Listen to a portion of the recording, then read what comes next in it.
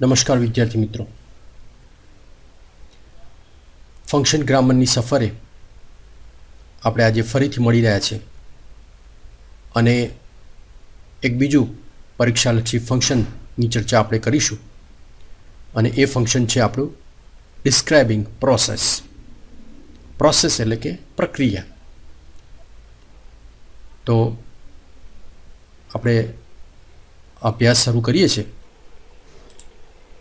મિત્રો, ડિસ્ક્રાઇબિંગ પ્રોસેસનો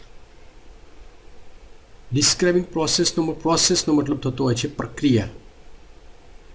કોઈ વસ્તુ બનાવવા માટેની પ્રક્રિયા, કોઈ વાનગી બનાવવા માટેની પ્રક્રિયા, કોઈ પ્રોજેક્ટ બનાવવા માટેની પ્રક્રિયા, કોઈ નકશો બનાવવા માટેની પ્રક્રિયા, કોઈને સ્થળ વિશેની જાણકારી દર્શાવવા માટેના પગથિયા કે સ્ટેપ્સ. તો એનું વર્ણન કરવા માટે આ ફંક્શનનો ઉપયોગ થતો હોય છે. Generally to use this function in sentence, જેમાં આજ્ઞાર્થ વાક્ય રચનાનો ઉપયોગ થાય છે. હવે મિત્રો, તમે આજ્ઞાર્થ વાક્ય રચના વિશે ખૂબ જ સારી રીતે જાણતા હશો. આજ્ઞાર્થ એટલે કે આજ્ઞાના અર્થમાં જે વાક્ય બનાવવામાં આવે છે, જે વાક્યનો ઉપયોગ બોલવામાં કરવામાં આવે છે, તેને આજ્ઞાર્થ વાક્ય રચના પણ કહેવામાં આવે છે. હવે અંગ્રેજીમાં આજ્ઞાર્થ વાક્ય રચનામાં ક્રિયા દર્શાવતો શબ્દ એટલે કે ક્રિયાપદ એ હંમેશા વાક્યની શરૂઆતમાં આવે છે. જો કે આ વાક્યની અંદર કર્તા તો હોય જ છે, પણ એ કર્તા અધ્યાહાર હોય છે, અદૃશ્ય હોય છે. કારણ કે હંમેશા આજ્ઞાર્થ વાક્ય છે એ બીજા પુરુષ યુને સંબોધીને કરવામાં આવતી હોય છે. કારણ કે તમે સામેની વ્યક્તિને કોઈ આજ્ઞા, કોઈ સૂચના કે આદેશ આપતા હો છો. આથી તેને આજ્ઞાર્થ વાક્ય રચના કહેવામાં આવે છે. In English it is called imperative constructions, imperative sentences.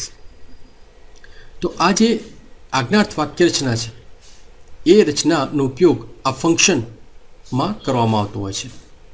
તો આ ફંક્શનની વાક્ય રચનાને આપણે હવે સમજી લઈએ. તો જો આપણે એની એસર્ટિવ સેન્ટેન્સ, એફર્મેટિવ સેન્ટેન્સ, હકાર વાક્ય રચનાને સમજવી હોય તો તેમાં સૌપ્રથમ ક્રિયાપદનું મૂળ રૂપ આવે છે. તેના પછી કર્મ એટલે કે એનું ઓબ્જેક્ટ આવે છે.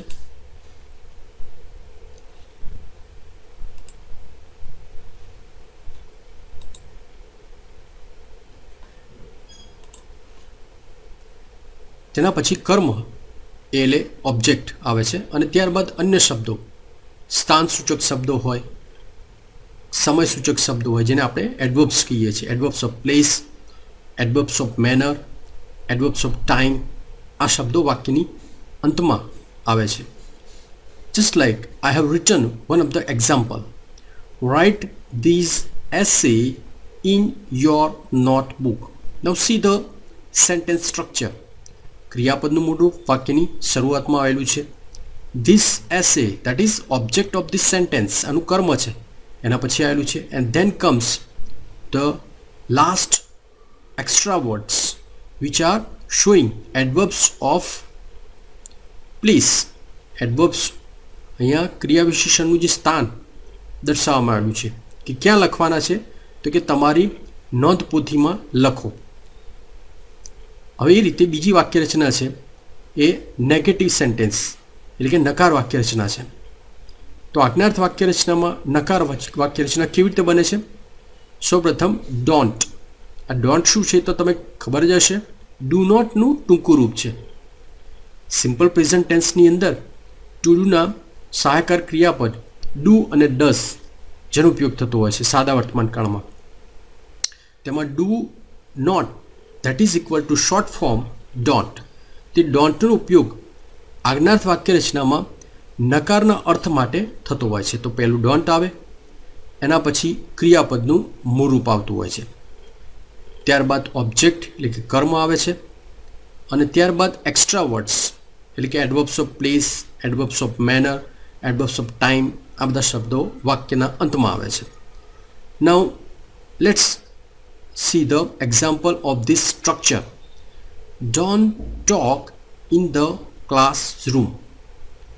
વર્ગખંડમાં વાતો કરશો નહીં.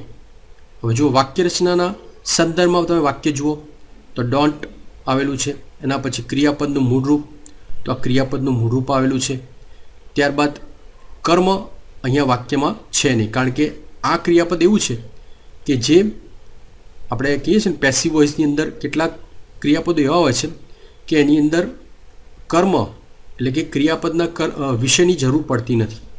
તો આ એ પ્રકારનું વાક્ય છે, પણ એના પછી તમે જુઓ અન્ય શબ્દો વાક્યના અંતે આવેલા છે. તો આ રીતે ઇમ્પેરેટિવ સેન્ટેન્સ, ઇમ્પેરેટિવ કન્સ્ટ્રક્શન્સ આ બે પ્રકારની વાક્ય રચનામાં બનતા હોય છે. હવે આપણે જે ફંક્શનની વાત કરીએ છીએ, ડિસ્ક્રાઇબિંગ પ્રોસેસ, તો એની અંદર આપણે આ બેમાંથી કોઈ પણ એક વાક્ય રચનાનો વાક્યના અનુસંધાને વાક્ય શું અર્થ દર્શાવે છે એને ધ્યાનમાં રાખીને આનો ઉપયોગ આપણે વાક્યમાં કરવાનો છે. તો પરીક્ષાના આધારે હવે આપણે આ બે પ્રશ્નોનો હવે અભ્યાસ કરીશું. પહેલો પ્રશ્ન છે complete the sentences using the function, એટલે કે ફંક્શનનો ઉપયોગ કરીને વાક્યને તમે પૂર્ણ કરો. અને બીજો પ્રશ્ન આપણે લઈશું complete the dialogues using the function. હવે અહીંયા સંવાદ આપેલા છે, ફંક્શનનો ઉપયોગ કરીને સંવાદને પૂર્ણ કરો. તો આ બે પ્રશ્નોની આપણે ચર્ચા કરીશું. તો પહેલા પ્રશ્નની અંદર આપણે 4 ઉદાહરણ લીધેલા છે. તો પહેલું ઉદાહરણ છે હેલ્પ પછી ખાલી જગ્યા. ધારો કે પરીક્ષાની અંદર પ્રશ્નપત્રમાં આ રીતે વાક્ય આવશે કે જેમાં ક્રિયાપદ આપેલું હોય પછી ખાલી જગ્યા આપેલી છે. Now your task is to complete this sentence with the proper meaning. એટલે યોગ્ય અર્થથી આપણે વાક્યને પૂરું કરવાનું છે કે help me in my work, help me always, help him in difficulties. તો વાક્ય કેવું રીતે બનાવ્યું છે કે મારા કામમાં મને મદદ કરો. તો આ રીતે અહીંયા ખાલી જગ્યાની અંદર વાક્યને પૂર્ણ કરવાનું છે. સેકન્ડ ઇઝ વર્ક પછી ખાલી જગ્યા આપેલી છે. તો અહીંયા આપણે બે રીતે વાક્ય બનાવેલું છે, જેમ કે વર્ક ઓનેસ્ટલી એટલે કે પ્રામાણિકપણે, પ્રામાણિકતાથી કામ કરો. બીજું વાક્ય છે વર્ક ફેઇથફુલી એટલે વફાદારીપૂર્વક તમે કામ કરો. વર્ક ઇન ટાઈમ સમયસર કામ કરો. વર્ક ઇન યોર ઓફિસ તમારી ઓફિસમાં કામ કરો. અહીંયા તમને વાક્ય છે ને કોઈ પણ રીતે પૂર્ણ કરવાનું કહેવામાં આવે છે. ત્રીજું ઉદાહરણ છે સ્ટોપ પછી ખાલી જગ્યા આપેલી છે. તો વાક્ય બને સ્ટોપ નોઇઝ ઘોંઘાટ બંધ કરો. બીજું વાક્ય બનાવ્યું છે stop at the cross line કે ક્રોસ રોડ્સ 4 રસ્તા આગળ તમે અટકી જાઓ, થોભી જાઓ. ચોથું ઉદાહરણ છે જે નકાર વાક્ય છે, કેમ કારણ કે ડોન્ટ આવેલું છે ને. હવે અહીંયા નકાર વાક્યની અંદર તમને આ વાક્યને પૂર્ણ કરવાનું છે. તો આપણે એવી રીતે લખી શકીએ ડોન્ટ ટોક લાઉડલી મોટેથી વાતો કરશો નહીં. બીજી રીતે વાક્ય બનાવ્યું છે ડોન્ટ શાઉટ મોટેથી એટલે કે બૂમ પાડશો નહીં. તો આ રીતે તમને ઉદાહરણ આપેલા હોય અને વાક્ય કોઈ પણ રીતે, પણ વાક્ય કયું it should be imperative sentence, આજ્ઞાર્થ વાક્ય હોવું જોઈએ. કારણ કે અહીંયા તમે જુઓ છો ક્રિયાપદથી વાક્ય છે, એટલે તમને ખ્યાલ આવી જવો જોઈએ કે અહીંયા આપણને ક્રિયાપદ પછીના જે વાક્યો છે એ વાક્યોને આપણે અહીંયા ક્રિયાપદ પછી શબ્દો દ્વારા વાક્યને પૂર્ણ કરવાનું છે. હવે બીજો પ્રશ્ન લઈએ છે complete the dialogues using the function, એટલે ફંક્શનનો ઉપયોગ કરી અને જે સંવાદો આપેલા છે એને તમે પૂર્ણ કરો. તો here I have given 2 examples, 2 ઉદાહરણ દર્શાવેલા છે. First example is between 2 friends Neha and Maya. So Neha said to માયાને કહ્યું I will come to your house at 7 PM. Neha માયાને એવું કહે છે કે હું તારા ઘેર સાંજના 7 વાગે આવીશ. Then responded in replying Maya told him don't, હવે ખાલી જગ્યા છે તો અહીંયા હવે આપણે વાક્ય બનાવવાનું છે don't come at that time. Maya શું કહ્યું કે તે સમયે તું ઘેર આવતી નહીં, because she will be absent, she will out of home, એને બહાર જવાનું છે એટલા માટે એણે વાક્ય એવું બનાવ્યું કે don't come at that time. એવું આપણે એવું પણ વાક્ય બનાવીએ છીએ કે don't call me before the time, તે પહેલાં મને તું કોલ ના કરતી, ફોન ના કરતી, બરાબર ને.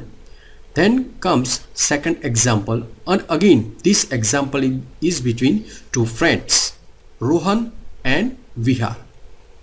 Rohan said to Vihar, I like to play football. રોહને કહ્યું મને ફૂટબોલ રમવું ગમે છે. Now Vihar replied, વિહારને જવાબ આપતા પ્લે ખાલી જગ્યા છે તો આપણે વાક્ય એવું કે પ્લે ફૂટબોલ રેગ્યુલરલી. મેં અહીંયા બીજું વાક્ય પણ બનાવ્યું છે કે it is good for health, તંદુરસ્તી માટે, સ્વાસ્થ્ય માટે ફૂટબોલ રમવી એ સારી બાબત છે. તો વિદ્યાર્થી મિત્રો, આપણે આ બે મુદ્દાઓ દ્વારા ફંક્શનને ખૂબ જ સરસ રીતે સમજ્યા છીએ અને આ જ રીતે આપણે ફંક્શનના બીજા ટોપિક પણ લેતા રહીશું. Don't forget two subscribe my channel and whatever your questions, write in the comment box in my channel. તમારા પ્રશ્નોને હું રેગ્યુલરલી ચેક કરું છું અને એના રિપ્લાય આપું છું. તો વિદ્યાર્થી મિત્રો, ફરીથી આપણે એક નવા ટોપિક સાથે મળીશું. ટિલ ધેન, નમસ્કાર.